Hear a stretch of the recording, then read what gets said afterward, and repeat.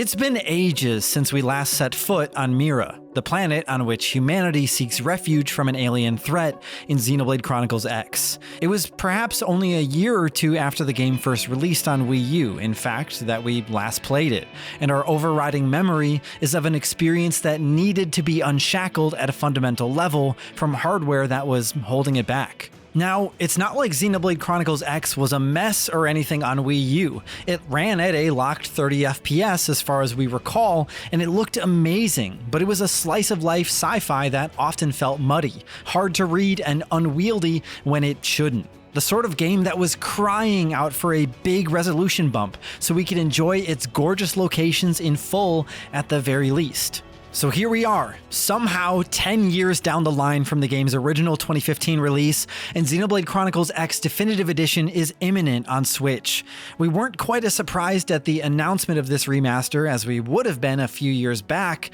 It's felt like a sure thing given how popular the other franchise revamps turned out, but needless to say, we've been champing at the bit to finally get our hands on this new version of our writer PJ's favorite entry in the series. For this preview of the Definitive Edition on Switch, we've been limited to talking about the first 4 chapters of the game, and well, all of the little changes that you'll already know about. The resolution bump to what seems like 1920 by 1080, the UI improvements, fancy new lighting and character models, all of which combines to make for an experience that feels renewed and reborn right from the get-go. Now, it wouldn't be a Xenoblade game if it didn't take its sweet time getting started, and the first 4 chapters you mostly spend getting to grips with traversing the world, whilst developing a feel for on-foot combat techniques that will, eventually, bleed into the skills you'll need to pilot a Skell, the game's absolutely awesome mechs. And immediately, the overhauled UI and menus make themselves apparent, as choosing from abilities during early game battles is now a breeze that doesn't require any permanent eye strain on your part. This may sound like a small point, but if you've played the original, you'll know that the UI during combat was a mess at times, barely legible once things started heating up. And this combined with menus that oftentimes felt a little clunky to manage, especially when it came to navigation, made for a lot of drudgery where there shouldn't have been any. The switch from the Wii U gamepad showing various menus is seamlessly done overall too. Everything is still easy to access, and you now have these clean, upscaled, swishy icons with enough space between them to keep things readable, nicely redesigned fonts, and even a follow ball mechanic that's been improved to guide you to missions and side quests with ease. The bottom right hand corner of the screen also now has info panels you can bring up with the click of the right stick to show you exactly where you want to go and what you need to do at any given time. Mira is just a much easier place to navigate in general as a result of all of this, and that big resolution bump from 720p makes itself felt as soon as you reach your first jaw-dropping vista, which doesn't take long.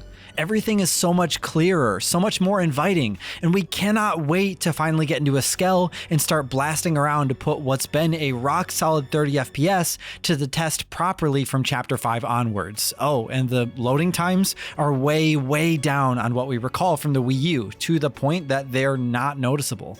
Going back to the game's combat and beyond those redesigned UI elements, you've also got the addition of Quick Cast, which is actually turning out to be quite a game changer in terms of the tempo of fights. You can now gather up charge as you battle enemies in order to fill the new green gauge. Once this is full, you can press the Y button to essentially reload a chosen skill or power, giving you an instant reuse, or even a few reuses depending on how much juice is required. This gives you the power to call in hits as your other party members request them with much more fluidity, where in the original game you may have missed a squad member's call to topple or confuse an enemy and then had to wait. Here, even if you've just used the attack requested, Quick Cast allows you to use it again. So what seems like a small tweak is actually turning out to be quite a big thing that can get combos going and keep the damage numbers up against larger foes.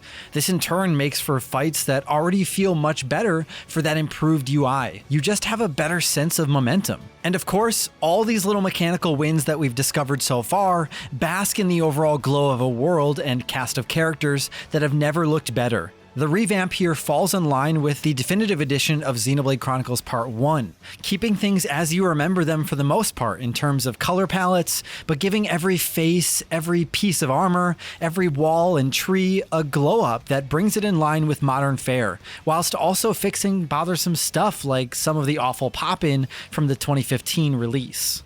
For returning blades, we should also mention that you can no longer ghost through vehicles and skells in downtown New Los Angeles. The Switch can handle it no problemo. With regards to character styling, as you'll likely already know, the customization suite now has more options in the way of hairstyles and so on, as well as allowing you to put big Monado sword tattoos on your face.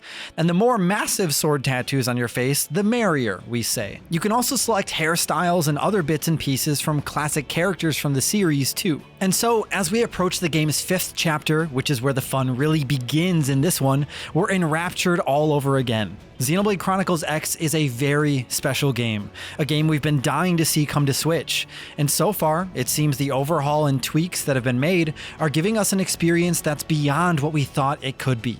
It now looks and feels every bit as good as the most recent entries in the franchise. The muddiness in the UI and graphics is gone. The new quick cast ability has big consequences for how fast and fluid everything feels. And there's lots more little wrinkles and additions, such as optional on-screen combo prompts, additional save files, and more that we're sure we'll see the full benefits of as the game progresses. As slow as it may be in letting you off the leash, there's an immediacy with the story in Xenoblade Chronicles X that gets its hooks in you quickly.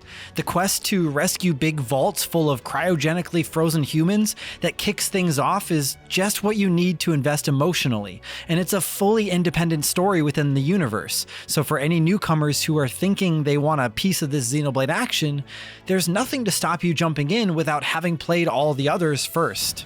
Phew, for real. Now, how on Mira do you control this massive robot? We'll surely get to that in our full review.